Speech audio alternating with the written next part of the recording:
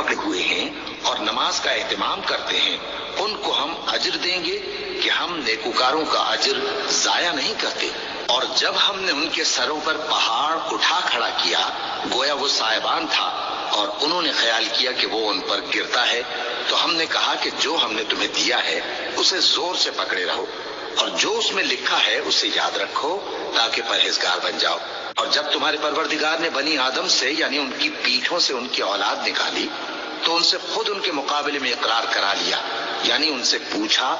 क्या मैं तुम्हारा परवरदिगार नहीं हूँ? वो कहने लगे, क्यों नहीं, हम गवाह हैं कि तू हमारा परवरदिगार है। ये इकरार इसलिए कराया था कि क़यामत के दिन कहीं यूं न कहने लगो कि हमको तो इसकी खबर ही न थी, या ये ना कहो कि शिर्क तो पहले हमारे बड़ों ने किया था और हम तो उनकी औलाद थे जो उनके बाद पैदा हुए। तो क्या जो काम अहले बातिल करते रहे उसके बदले तू हमें हलाक करता है?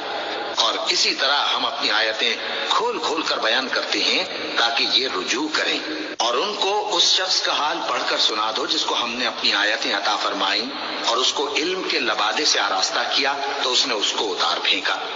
फिर शैतान उसके पीछे लगा तो वो गुमराहों में हो गया। और अगर हम चाहते तो इन आयतों से उसके दर्जे को बुलंद कर देते, मगर वो तो पस्ती की तरफ माइल हो गया और अपनी ख्वाहिश के पीछे चल पड़ा। तो उसकी मिसाल कुत्ते की सी हो गई कि अगर उस पर हमला करो तो जबान निकाले रहे, या उसे यूं ही छोड़ दो तो भी जबान निकाले रहे। यही मिसाल उन लोगों की है जिन्होंने हमारी आयतों को झुटलाया, तो उनसे ये किस्सा बयान कर दो ताकि वो फिक्र करें। जिन लोगों ने हमारी आयतों की तकजीब की उनकी मिसाल बुरी है, और उन्होंने नुकसान किया तो अपना ही किया। जिसको अल्लाह हिदायत दे वही राहयाब है, और जिसको गुमराह रहने दे तो ऐसे ही लोग नुकसान उठाने वाले हैं। ये बड़ा ज़बरदस्त कुरान का एक मज़मून है कि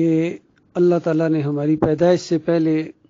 जब आदम अलैहिस्सलाम को यानी पैदा किया, तो आदम अलैहिस्सलाम की पुश्त से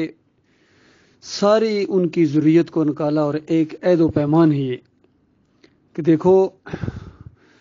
क्या मैं तुम्हारा रब नहीं हूँ? क्या मैं तुम्हारा अकेला मालिक नहीं हूँ? तो हम सब ने कहा कि बिल्कुल आप ही हमारे मालिक हैं, खालिक हैं। तो अल्लाह ताला ने कहा कि ये ऐद व पैमान इस वजह से लिया जा रहा है ताकि कल क़यामत के दिन, देखिए पूरा मनसूबा सामने है, तुम ये ना कहना शुरू कर दो कि शिर्क तो हमारे आबा अजदाद ने किया था और उस वजह से हमें पकड़ रहा है अल्लाह जो उन्होंने किया था। तो इस पर गौर करो मेरे भाइयों, ये उज़र भी ख़त्म हो गया। और असल मसला शिर्क का ही है, इसी एक इम्तहान के अंदर डाले गए हो कि अल्लाह के अलावा किसी और को अपना माबूद न मानना। इसी गुलामी का इम्तहान है, बंदगी का इम्तहान है। इसको साबित कर दो कि तुम अल्लाह के गुलाम हो, अल्लाह के बंदे हो, और साथ ही ये है कि तुम किसी और के बंदे नहीं हो। बस बाल बराबर भी किसी और की बंदगी ना करना, बाल बराबर भी किसी और की गुलामी ना करना। अल्लाह के बंदो, कोई इस लायक नहीं है कि उसको रुकू किया जाए, उसको सजदे किए जाएं, उसके गुन गाए जाएं, उससे तवक्कुल और उम्मीदें रखी जाएं, भरोसा किया जाए, उसको मदद के लिए पुकारा जाए, नजर नियाज की जाए। ये तो बंदगी है जो आज की जा रही है। उम्मत मुसलमान इसमें मुब्तला हो गई। बाकी अब काफरों, दूसरों को, हिंदुओं को, सिखों को, यहूदियों को, ईसाइयों को अब क्या कहें, देरियों को क्या कहें, ये मुसलमान जो किताबुल्लाह को मानने का दावा करने वाले, आखिरी नबी मोहम्मद सल्लल्लाहु अलैहि वसल्लम के मानने का दावा करने वाले, उम्मती कहलाने वाले, ये हर तरफ पुकारें लग रही हैं, या रसूलुल्लाह मदद, या अली मदद, या गौस मदद, या बरी कर खरी, या मुय्यद्दीन चिश्ती पार लगा दे कश्ती, मौला अली या शेर खुदा मेरी कश्ती पार लगा देना। फिर उनके नाम की नजरों न्याजें हैं, 11वीं हैं, 12वीं हैं, केक काटे जाते हैं, इनकी मिलादें मनाई जाती हैं, बरसियां, सालगिरह, शिर्क की सालगिरह हर साल और हर महीने मनाई जाती है। फिर अभी 10 मुहर्रम आ रहा है, सबीलें लगेंगी हुसैन रज़ी अल्लाह अन्हु के नाम की, और वहाँ रात को हलीम गोटे जाएंगे। फिर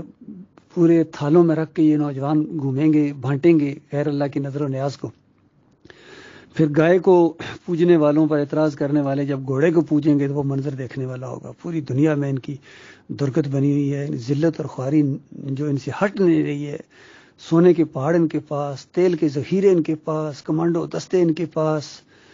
ایٹم بم ان کے پاس، بہترین خطے ان کے پاس، بہترین یوتھ نوجوان ان کے پاس، لیکن ذلت اور خواری ہٹنے کا نام نہیں لے رہی ہے۔ اللہ کے بندو، یہ شرک کی وجہ سے ہے، اور شرک جن بڑوں نے اکابرین نے پھیلایا ہے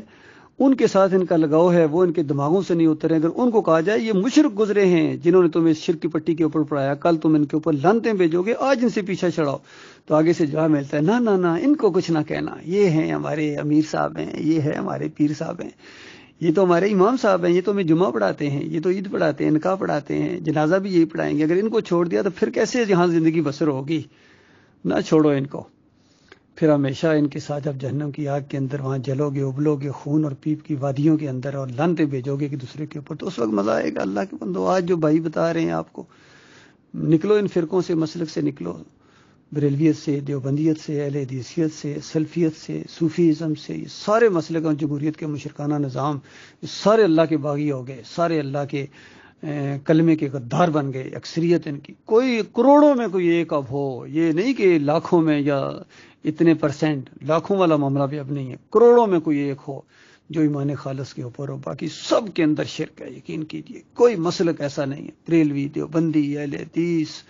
سلفی، آج کے شافی، حنیفی، مالکی، سعودی، امبلی، کوئی بھی ایسا نہیں ہے جن کے دماغوں کے اندر گمبد نہ ہو، اور کم از کم شرک جن کے اندر ہے کہ کہتے ہیں ہمارے اعمال، یہ خاص کر درود کے اعمال، کہتے ہیں نبی علیہ السلام کے پاس مدینے والی قبر میں پیش ہوتے ہیں اللہ کی بجائے، اور دور سے جو پڑھا جائے وہ فرشتے لے کے آتے ہیں۔ دونوں جھوٹی روایتیں، بے ایمان روایتوں نے ایمان بگاڑ دیا۔ ہمارے اعمال اللہ کے ہاں پیش ہوتے ہیں، اور پھر دین آج ایک دکانداری کی شکل اختیار کر گیا، پوری طرح بزنس، نماز پڑھانے کے پیسے، اذان دینے کے پیسے، مدرسے، یہ شرک اور کفر کی فیکٹریاں ہیں ان کی، جہاں یہ بچوں کو یہ دینی تعلیم جو دیتے ہیں اپنے مزاج کے مطابق، یہ قرآن اور حدیث کی تعلیم نہیں دیتے ہیں، وہ تو ٹوٹل پورا کرنے کے لیے تھوڑا بہت اصل مسلک پڑھاتے ہیں۔ دیوبندی مدرسے سے نکلنے والا پوری زندگی دیوبندیت کو ہی پرچار کرے گا، بریلوی مدرسے سے نکلنے والا اعلیٰ حضرت کا پرچارک ہوگا، اور جو جامع ازہر سے یا مدینہ یونیورسٹی سے جو نکلے گا وہ پوری زندگی ان سلفیوں اور اہل حدیثوں کی وکالت کرے گا۔ قرآن اور حدیث کو بالکل پیچھے چھوڑ دیا انہوں نے، نبی علیہ السلام کا طریقہ، صحابہ کرام کا طریقہ ان کو پسند ہی نہیں ہے۔ کس انداز سے وہ دعوت اٹھی تھی اللہ کے بندوں مکہ کے اندر، اور پھر کس طرح پھیلی تھی 13 سال مکہ کے اندر، صبح شام ایک ہی بات کہی جا رہی ہے، اور یہ وہی بات ہے جو نوح علیہ السلام ساری زندگی 950 سال کہتے رہے، ابراہیم علیہ السلام اس کے لیے قربانیاں دیتے رہے، سارے انبیاء نے توحید کو درس دیا ہے، توحید کے لیے وہ انہوں نے دعوت دی ہے، اور پوری زندگی اسی کے اوپر گزاری ہے۔ اللہ تعالیٰ غور و فکر کرنے کی توفیق عطا فرمائے، مالک ایمان کو پھر سے بحال کر دے، مالک اس مردہ قوم کو، جو مردہ قوم ہے اس کو پھر یا اللہ زندہ کر دے ایمان خالص کے ساتھ، کیونکہ اللہ کا ذکر کرنے والے ایماندار یہ زندہ ہوتے ہیں، اور مشرک مردوں کی طرح، جس طرح مردہ نہیں سنتا ہے اس طرح یہ مشرک نہیں سنتے ہیں، گویا مردوں کے اندر سننے کی صلاحیت نہیں ہے، مردے نہیں سنتے ہیں، یہ مواتن غیر احیاء، یہ مردے ہیں، ان کے اندر زندگی کی رمق تک باقی نہیں ہے۔ یہ قبر پرستی کا شرک یہ کھڑا ہے اسی سماع موتا کے عقیدے کے اوپر، اور حیات النبی فی القبر کے عقیدے کے اوپر یہ شرک کھڑا ہے، یہ شرک کی جڑ ہے، اس کے اوپر جب تک تیشہ نہیں چلایا جائے گا تب تک کوئی خیر نہیں آ سکتی، کوئی تبدیلی نہیں آ سکتی۔